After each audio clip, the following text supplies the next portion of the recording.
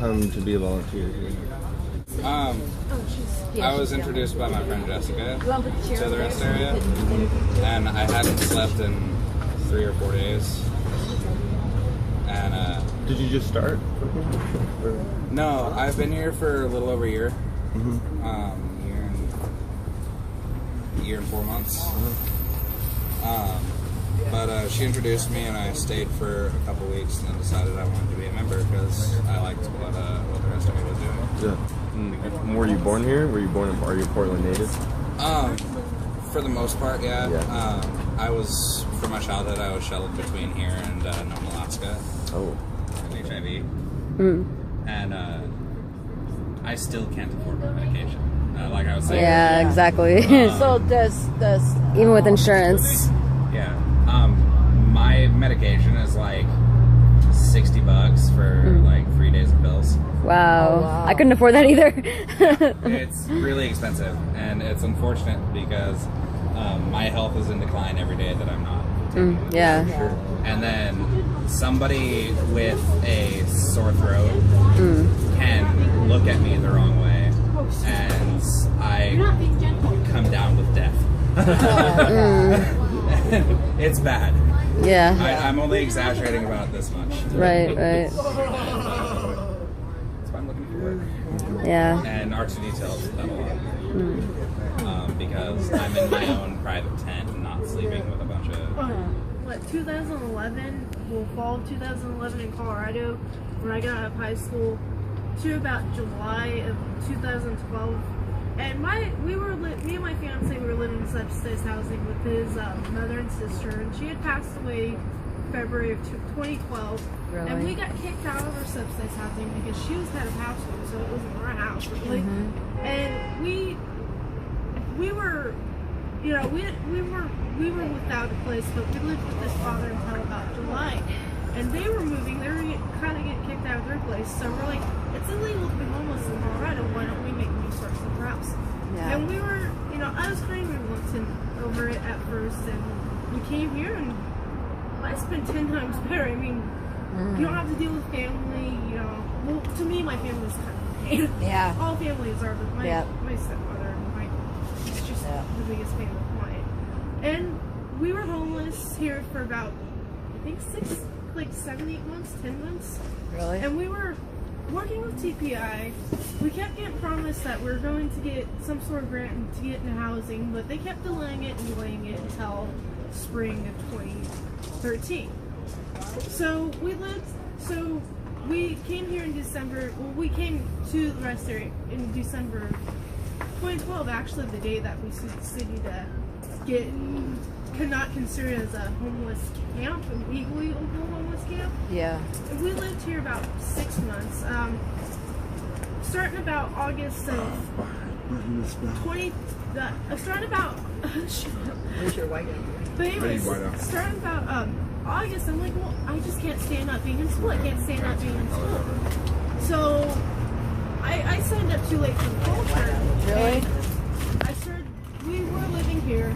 I started school about in January, and it was hard. Like, sometimes at night when it's freezing, you're sitting in there and trying to do work. It's a pain in the butt. So. And then finally, in about end of March, April, we got our houses. So we've been living on a TPI grant for about a year.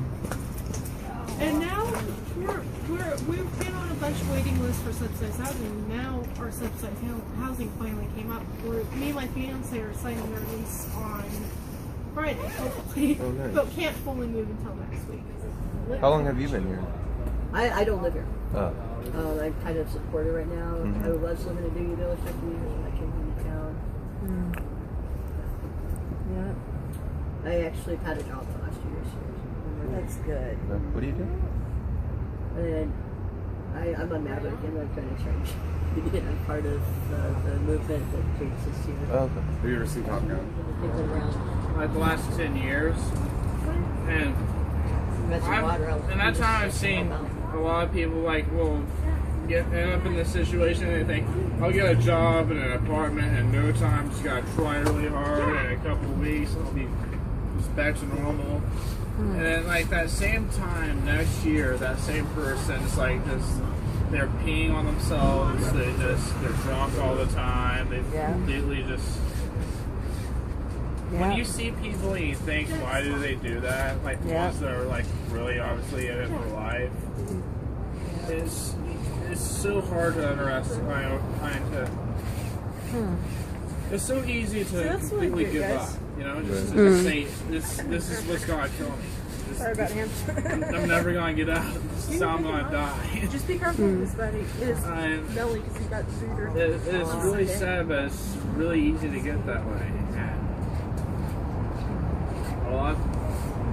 It's really sickening that people don't sympathize. Issues, like you can't believe him. That's why I saw enough people dying. I just, you're actually people I erasing all the knew. work you just said. I just said, fuck it. That's okay. Fingers work really I well. went to job for. There's enough try to we find can all the totally ways to use some of the clear up. Good, we're here. I want to make friends. We mostly got it done. I can put some over here. I don't know. I think I was mostly just lucky and asked the right questions on the right people. Yes. It's like equal in hours, right? Yes, even some of the overnighters volunteer. I mean, they're allowed to volunteer if they want. And What kind of things do you do? Well, we like I was telling you guys earlier, we run the desk. We make sure everything's organized. We do security checks where you have to make sure the inside and outside lock are secure. And on top of that, you have to go to a community meeting on Sunday nights from 6 to about. Oh, really? It is. So what kind of activities do you guys do? We do protests. We'll do walks. They're called the Under the Bridge Walk every other Tuesday. We'll walk around, tell people more about the rest of and stuff. And we hand out food, hand out blankets if we have it. And it's really fun. Yeah. That's good. I try to at least go when I can. It's just, life is Awesome, you're doing it. And we have one on Christmas Eve this year. This is the best way to spend a Christmas Eve is volunteering and helping people out. Yeah. Should not be doing that. Yeah. So not doing that. Yeah. And Portland, is Portland backing that sort of? Not to make this a political thing, but I think that the deal that we're kind of negotiating with the city right now is they want us away from here so we're not so visible. That's just my opinion. I'll let you know if they're having a meeting or something. So they're attempting to placate us. I mean, there's places to get meals, but I mean, what are the problems with those places? It's not enough, or sometimes you can get sick off of them. I got food poisoning off of feed a while back ago. I mean, when we were homeless, so. Those aren't the only places you can get food poisoning. Oh yeah, that too. Oh yeah, something. When you're homeless, you spend like half your day standing in line. You have to get up before the sun rises so you can stand in line to take a shower. Then you go to another line so you can eat breakfast. Then you go to, you do something for a couple hours before you get into another line for a couple hours to eat lunch. And then you have to get another line. Sorry. Line after line after line. And none of that's actually any guarantee of getting what you're standing in line for. so they run out a lot of times. Sometimes they run out. Sometimes somebody stabs somebody else for some stupid reason, and they shut the place down. And sometimes you're just too late. do you even care about any misconceptions or the stigma of The name calling also. On a scale of 1 to 10, my caring is, for anything really, is roughly a 4. But for the name calling and the stigma that comes with homeless and being in a camp, it gets irritating sometimes. When you correct someone, no, we're not a camp, we're a rest area. right? We're not just a bunch of drunks and junkies. We're people attempting to help up other homeless people. Do you care about any sort of misconceptions that outside people may have? Is that something that bothers you that you have to sort of?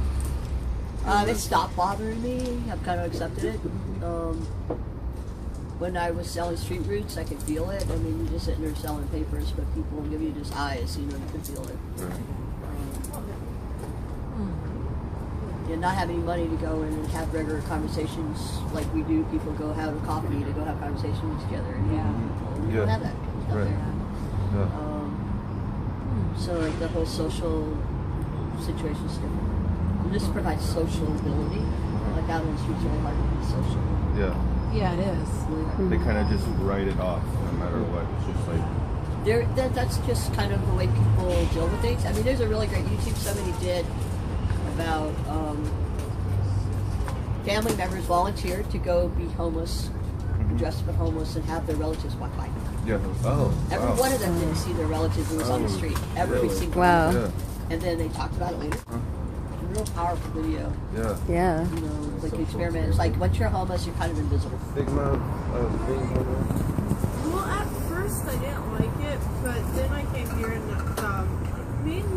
it gave me more confidence to realize that people are just ignorant. Really.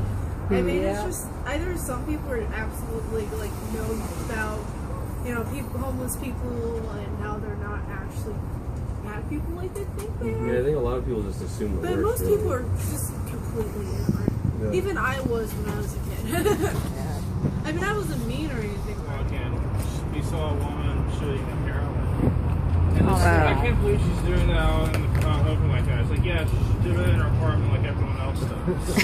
Yeah. Like, statistically, the homeless don't do drugs any more often than any other class does. Right. It's obvious. Well, You don't see it. You have to do it outside, Yeah. just like you do everything else. why do you think that there's a stigma that homeless people are drug addicts? I Because mean, when they do it, you can see it. is that why? Okay. Whenever a doctor or a teacher shoots up heroin, he's doing it in his apartment, and you never know. Yeah, He's you don't not see it. leaving rugs everywhere. He can Yeah. throw them away. Right. That's his own garbage. Right. Yeah. All your business is there for everyone to see. I when mean, you're homeless, everything you do, you're doing in public. Opened up my eyes to the real issues people have that actually I'm renaming deal burrito. that they can't just deal with and try to have a normal life. Yeah. I mean, if you're ill or if you're doing drugs, you must be ill, and there's nothing you can do for that illness. And every time I catch myself being like, "Oh, why is that person blah blah blah?" You know, I'm like, I might call him Todd. I think I'm like, that's just absolutely mean, you know. And I try to keep an open mind. a lot of people feel kind of helpless when it comes to the fact that, like you said, there are people on the street. They don't know what to do about it. I mean, it just seems like such a huge problem that, you know, one person can't do anything about. But what do you think that the most effective thing that like each person could do to help?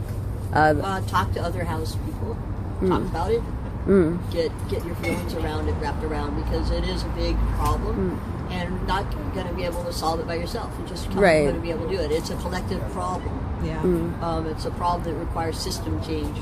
Right. And so you kind of have to talk with friends about it and organize, like get to know your neighbors and organize. Because like a lot of people who live in houses don't even know their neighbors.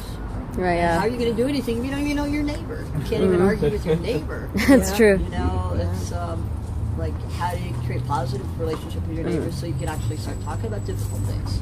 Right. So you think the key is to Like, bring that's- to me, awareness? It's like moving in that direction. But yeah, I mean, it's really something that has to change within the system. I Right. mean, yeah.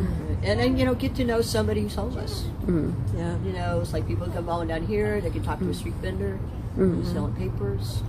Who can volunteer here? Starting to have one-on-one relationships, so you're knowing one person, and it's only one story. There's like all the stories are really different. Oh yeah. Everyone has their own life It's history. there's problems, and it's about how do we marginalize people? How do we let people get marginalized? It's part of the question. Right. You know, Like, the like, how does answer this to me, happen? like a real easy answer is capitalism.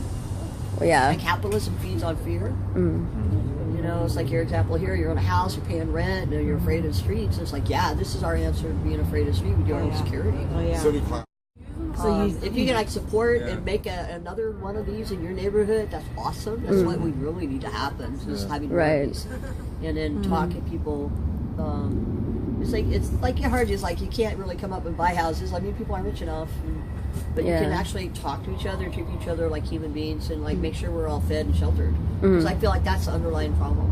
Right. Like how can we let other people not even put a tarp over their head? It's Yeah. illegal to do that. Yeah. So you You're just not come allowed- along and take your tarp away. You know, that's crazy.